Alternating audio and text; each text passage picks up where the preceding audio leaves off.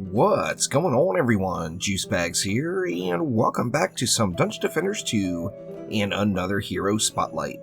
This is part 2 of the Protean era Barbarian Spotlights, and today we're taking a look at the hack and slash Barbarian.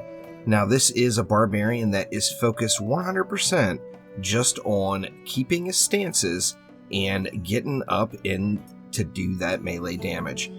This can be a very powerful Barbarian build. It's very easy to get over that 10 million DPS mark, and as you see, it will do this damage to just an entire lane if you decide to camp in it.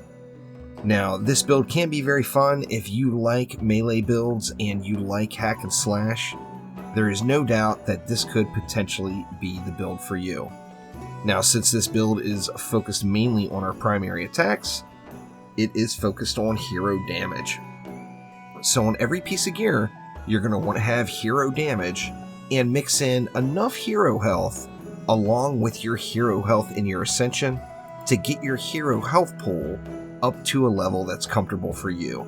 For each person, this is going to be different, and it's important that you get to that number that you want to be at, because being in melee range and being a hack and slash barb, you are going to take some damage.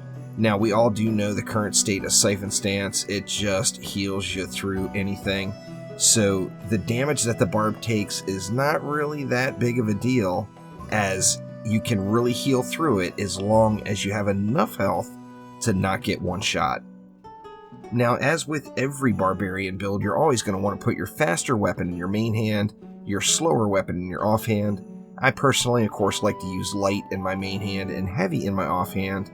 And then, on the same note, this is 100% all about that hero damage, so the sweet spot for mods is going to be the healthy power chip, the power chip, and the damage buff chip. These are the go-tos for me, and I am just using it like crazy anytime I want to do that melee damage. Now, I'm using the exact same shard setups as the ability power Barbarian, with a few exceptions. I'll run through them all real quick. In the headpiece, we've got Worm Scarf, Draining Strikes, and Echoing Shout. In the gloves, we're going to go with Ride the Lightning, Reckless, and Critical Strike. In the chest, we've got Boiling Blood, Power Gambit, and Bulwark. And then in the boots, going with Zephyr's Warpath, Full Shell Ahead, and Speed Boost. Now, you all know I play the Glass Cannon Barb. I just don't use Turtle Stance very often. For me, it's all about getting the faces wrecked. So I do have this Turtle Stance shard in here just to fill the gap. However, I find myself very rarely using Turtle Stance.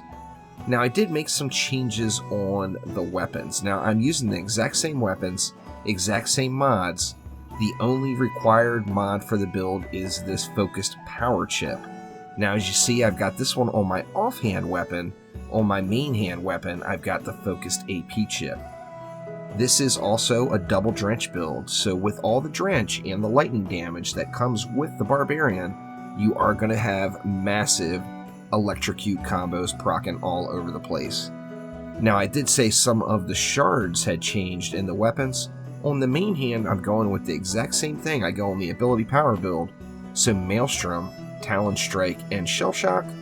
And then on the secondary, I did switch it up. I keep Drenching Strikes in there to get one more form of drench, and that's where the double drench comes from, but I'm adding in Burning Strikes. Burning Strikes, of course, is a hero damage based shard, so this shard would go perfectly in this build. The Burning Strikes can tick for a very nice amount of damage as well, as it does add a dot to the enemy after you're attacking.